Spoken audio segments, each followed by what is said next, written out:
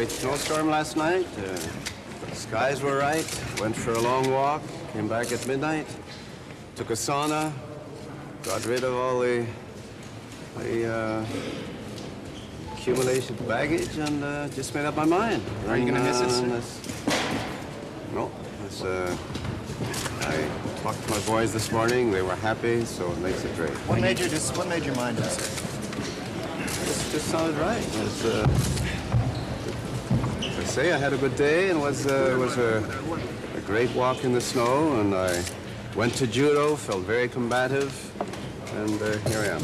On December 29th, 1983, Pierre Elliott Trudeau took what would become known as his historic walk in the snow through the streets of Ottawa. During this solitary winter stroll, he made the momentous decision to step down as Prime Minister of Canada after 15 years of leadership. The walk will become a powerful symbol in Canadian political history, a moment of quiet reflection that preceded a significant change in our nation's leadership. Now, 40 years later, his son, Justin Trudeau, appears to have taken his own metaphorical walk in the snow, announcing his resignation as Prime Minister. I intend to resign as party leader, as Prime Minister. Like father, like son, both Trudeaus chose to step aside when they felt their time had come, though under markedly different circumstances. While elder Trudeau departed kind of more at a time of his choosing, the younger Trudeau's exit comes amidst exceptionally challenging polls and mounting political pressures, especially including pressure from his own party. Today, we'll explore this pivotal moment in Canadian politics, examining the parallels between father and son and what this transition means for the future of Canada, and obviously from a lens of economics, real estate, and of course, housing. So if you haven't guessed, today we are going to be discussing Justin Trudeau's somewhat surprising resignation announcement. Some are even calling it the Walk in the Snow Part 2, and what it means for the Liberal Party as well as the broader Canadian political landscape and a potential election this year. That's right, Dan. We'll be looking at the potential successors to Trudeau, whether it's Freeland, Mark Carney, or Sean Fraser. First, we'll discuss if any of them have a shot at keeping the Liberals in power, or at least saving some of their seats. Then we will dissect what their policies might look like when it comes to the biggest election issue this year, which I expect that we're going to have a housing election, maybe not a carbon tax election. I think this will be primarily focused around housing. And remember, you heard it here first, the housing election. So after that, we'll go on to evaluate Trudeau's record on housing and see which of his plans actually materialized. With the election now on the horizon, we'll also compare other parties' housing platforms because given the polls, not only Pierre Poilievre's Conservatives, but the Bloc Québécois and the NDP are having some political influence. Current polling suggests a massive drop for the Liberals, maybe one of the biggest nosedives we've ever seen in Canadian politics. Yikes. Yeah. And finally, we'll be wrapping up by talking about the political business cycle, how this moment in time compares to that of the 1990s, and why issues like inflation and capital gains tax might be front and center again. So, Dan, let's get started. So it's been nearly a decade since Justin Trudeau rose to power with promises of real change. Over the years, he's governed through multiple crises, most notably the COVID-19 pandemic, and championed a lot of progressive agendas from climate action to gender equity. But the polls have shifted dramatically, and it appears that those issues are not as important to Canadians as things like the affordability crisis, the economy, and the housing market. Yeah, absolutely, Dan. The Liberals are facing what could be called the steepest decline in polling we've seen for a governing party since the Progressive Conservatives' downfall back in 1993. Now, one can't help but reference his father's famous walk in the snow speech when Pierre Elliott Trudeau resigned. It only adds to the symbolism of everything we are witnessing right now. Now, Trudeau said he will stick around until a new leader is chosen, and then he will fade into the background. So the question is, as he does that, because it sounds like, and based on polls, his approval rating's pretty low. The majority of Canadians might be kind of happy about that. But the bigger question is, who takes over? I mean, Freeland was kind of the natural one, but she is no longer deputy prime minister, because if she was, and he mentioned this during his speech, he would have, gladly handed it over to her. And I don't know if maybe he kind of pulled her down with the ship with that one, basically saying, can't be her because that's more of the same. But she is known for steering the economy during the pandemic in the last couple of years, which is perhaps maybe not a good thing to be known for. Mark Carney, the former governor of both the Bank of Canada and the Bank of England, rumored for years to be eyeing a political run. And now, kind of whispers are that he's been quietly courting Liberal MPs for support and pushing for this resignation to take place.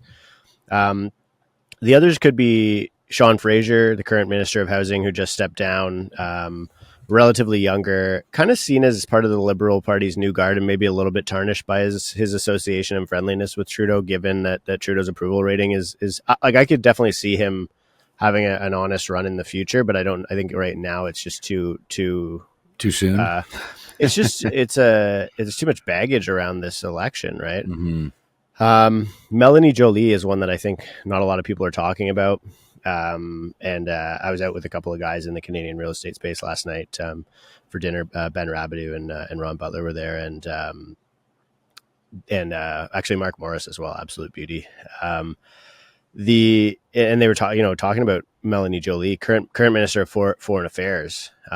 Strong ties in Quebec, which could help Liberals maintain crucial support in that province, and also sell a lot of memberships, which is what, that's how the leadership is chosen, right? Is through the selling of memberships. People might remember this from when Pierre was doing his leadership run. But you can't win an election without Quebec, really. And right now is more important than ever, with the Bloc Québécois being such a strong party. Yeah, no, you're totally right, Dan. Now, if you look at conservative strategists, many seem especially wary of Mark Carney with his background in central banking, as you mentioned, Dan, and global finance, having played significant roles in two central banks. Carney could lend the Liberals a certain economic credibility that maybe they've been lacking, especially with the ongoing affordability and inflation issues. But Freeland has a deep experience in that cabinet, and Fraser's star is definitely more on the rise. So it's really anyone's guess which way the Liberals will go. It is interesting in regards to Freeland, because I feel like her and Fraser probably saw this coming when they stepped down just a few days ago. And, I think this is a sign that maybe either of them, they would have done that to have the ability to launch a leadership race, right? So they might be gunning for his position. I do think both of them struggle with a bit more of a guilt by association with Trudeau, and I think Joly has that challenge as well. And I think that, the party will really be looking for somebody to compete with Pierre on creating a message that resonates with young people, that, hey, we understand the economy, because I don't think people really would believe most members of the existing Liberal Party if they said that, because they just haven't really communicated with their actions or their messaging. I think a lot of people just feel left out by what the Liberals have done with the economy in Canada, and that's why I think Carney seems like the most likely to me. Yeah, he does. And again, with his background in central banking and global finance, he would be able to put on that new face that maybe people are looking for. He seems to be the only one that the Conservatives are, I don't know if afraid of, but maybe kind of concerned about. He seems to be the only potential real threat, but I'm still not sure that he could actually win an election for them. Yeah, I agree with you there. I think he's obviously powerful, but I don't think he could win it. And maybe that's actually like the better thing for Canada. I mean, I don't think anybody could win it for the Liberal Party right now. I honestly don't. I don't even think you could have like Justin Bieber or some Celine Dion run, really, honestly, but I think people don't trust celebrities in politics anymore, so I think the interesting part is he would be a really good opposition leader. especially on the housing file and economics. Someone with that deep of an understanding of central banking and that how that system works would likely have a lot more pragmatic fixes to some of the spending and inflationary pressures that we have today. Yeah, no, agreed. And whereas if, let's say, Fraser, Joly, or Freeland ended up winning, I would assume housing policy would be very similar to the, current state that we're in of Trudeau's policy, since they were likely part of the team creating it. So on that note, Dan, let's jump over to housing policy. Yeah, so housing became one of the signature promises of Trudeau's platform. Let's quickly run through what the Liberals said they would do and how much of it they actually delivered. Right, and we've covered this on the show before. Initially, when this plan came out, right, the core of their plan was creating a home buyer's bill of rights, which included things like banning blind bidding, guaranteeing a legal right to a home inspection, establishing full transparency on sale prices, requiring real estate agents to disclose conflicts of interest, and setting up a publicly accessible beneficial ownership registry. They also proposed ensuring mortgage deferrals up to 6 months in certain life events and requiring lenders to act in borrowers' best interest. So, I mean, all pretty reasonable, all pretty good stuff there, right? I mean, home inspection, transparency on sales prices, conflicts of interest. This is pretty standard and good stuff, in my opinion. But what actually happened? Yeah, they also promised to combat rent evictions by deterring unreasonable rent hikes. We just did a full episode on rent evictions, but the idea was that landlords would have to disclose the original rent before and after renovations with a proportional surtax if the increase was deemed excessive. So how much of this actually happened? Yeah, so, well, look, some progress was made. It's a long list of things to get done, but some progress was made, especially around the beneficial ownership transparency. The federal government did start implementing a national registry, though it's still in its early stages. Now, as for things like banning blind bidding, that's primarily more of a provincial issue rather than a federal one, and progress has been pretty slow or inconsistent at best across the country. Yeah, now CREA did release an open bidding option, and the province of Ontario also introduced a new act called TRESA in an attempt to make open bidding possible as well. So CREA, we did an episode on blind bidding versus open bidding, but they had this thing called Open Offers Pilot project on Realtor.ca. Doesn't seem to be making that much progress. No, agreed. I remember that episode because I remember us having to do research about Australia and almost the auction style bidding. I still think we need that. Canadians would love. I mean, housing's already our national sport. You might as well make it a spectator sport. Let's get some more entertainment value out of this thing. Now, look, a national legal right to home inspections. That's a good one, right? I mean, Dan, we both know how. Helping investors across the country and even from first-time home buyers to all the way up to sophisticated investors. We know how important home inspections are, and we know that a lot of people got really screwed when they decided to skip that once integral part of the home buying process back in the COVID era. So a national legal right to home inspection, I believe you and I have been talking about this for years on the show. But unfortunately, that also hits provincial walls. There's been talk, but really no unified enforceable national standard put into place. Yeah, for sure.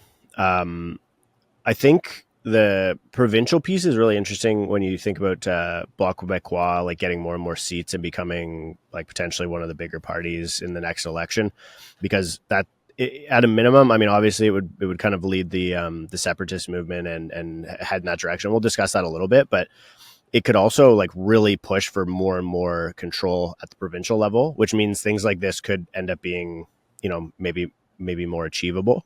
And you could see a much higher degree of political influence at a provincial level. Pierre probably would be pushing for that as well in the shrinking of the federal government. I guess finally, while mortgage deferrals got a big spotlight, obviously during the pandemic, it was more of a short-term crisis response measure than the permanent policy the Liberals had hinted at. But there are things like they released the Canadian Mortgage Charter, which is another episode that we did last year, which basically adds a bunch of protections in for consumers regarding, well, basically, like if you're in financial stress, it's call your bank because they have to do a lot of things legally to help you. Not financial advice. Actually, I guess that would be financial advice. Call your bank. Yeah. It's a similar story on renovations, right? Most policy tools there lie within the provinces. Again, the federal government could use tax levers, but really nothing's fully materialized yet. So overall, it's good intentions, but it's kind of a mixed record when we look at what actually took place and how many of these policies were actually enacted upon. Yeah, so let's just run through a list just to make sure we catch everything. So they implemented the 2-year foreign buyer ban.